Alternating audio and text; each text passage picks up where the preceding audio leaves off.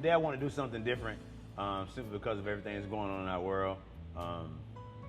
Obviously, because of the culture and the times and the election, I want to kind of talk about some stuff different, not just for what's going on in the world, but in our lives. Today I want to specifically, and I promise I won't hold you long, just want to share a couple things with you. I want to talk about choices.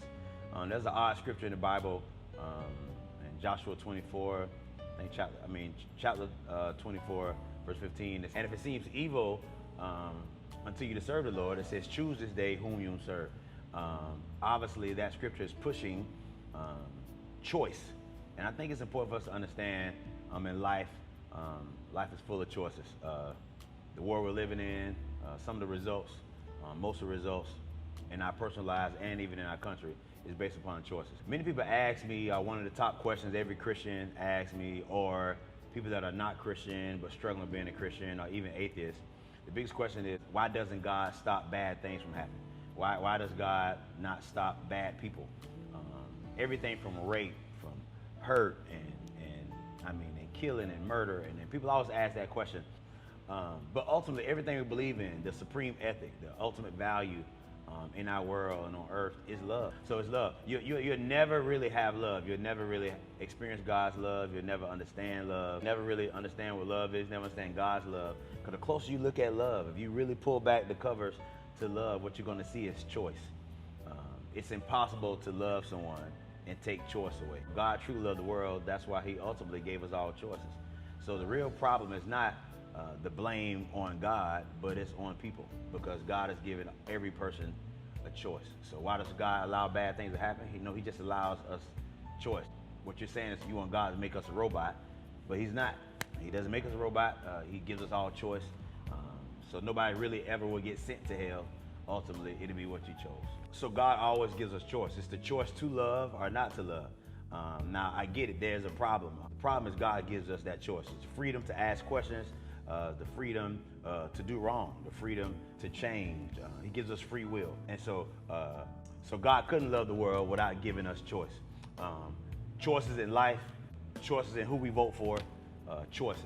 As far as our presidential vote between Donald Trump and Joe Biden, I want to speak to that just for a moment. So let me reiterate to you a couple of choices that the President of the United States has. And hopefully you'll understand that this election doesn't really have a whole lot to do with just the next 4 years, but maybe the next 14 or next 40 years. See, the President of the United States has the authority to appoint judges all across the world, men and women, all across the world. That's in district courts, appellate courts, as well as Supreme Courts, all across the world. This president in 4 years has appointed judges to the bench in the number of 220.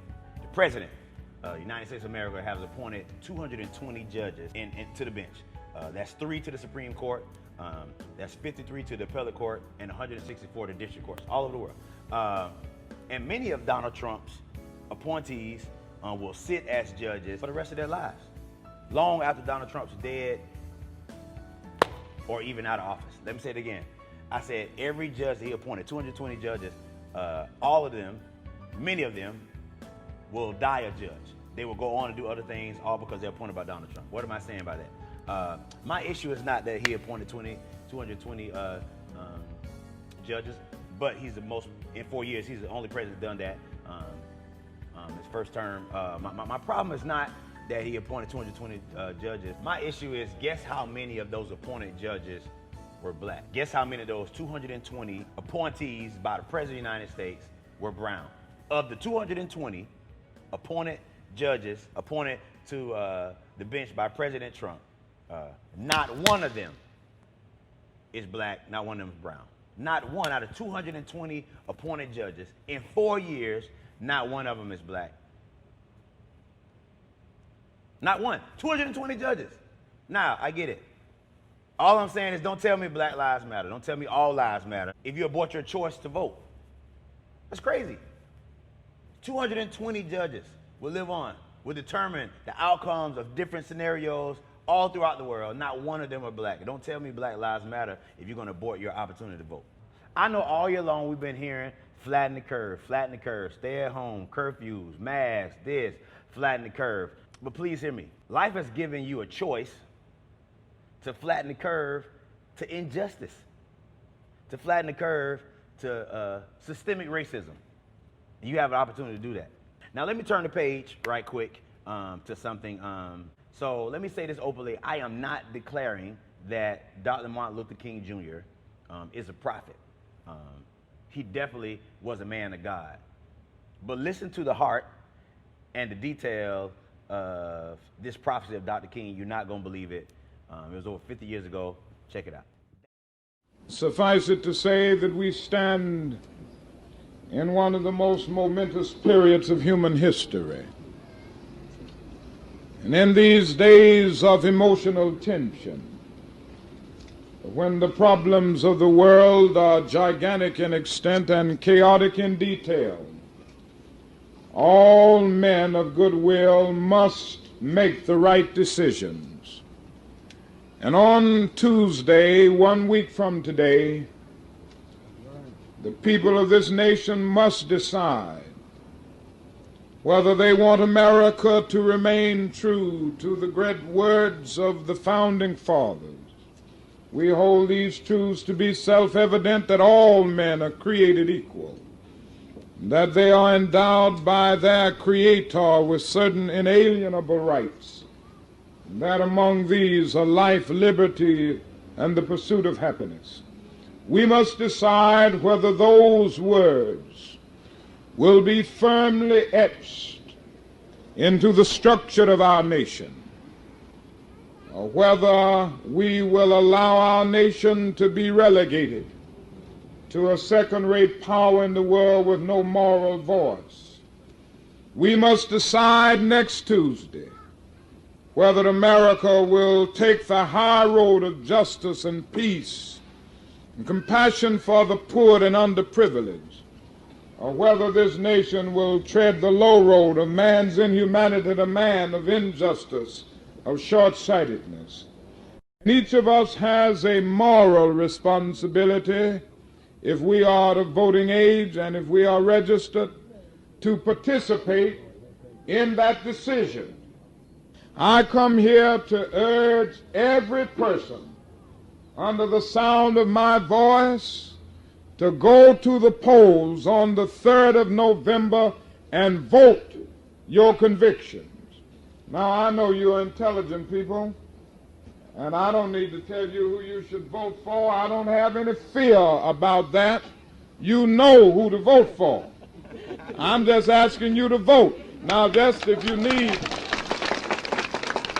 very seriously, never before in the history of our nation has a candidate for the presidency taken such a negative stand on the demands of our Judeo-Christian heritage for justice and understanding, goodwill, and compassion for the poor and peace. And so all men of goodwill will go to the polls on November the 3rd. And I hope we will have a great day in our nation, so that when we wake up on the 4th of November, we will know that America has made the right decision.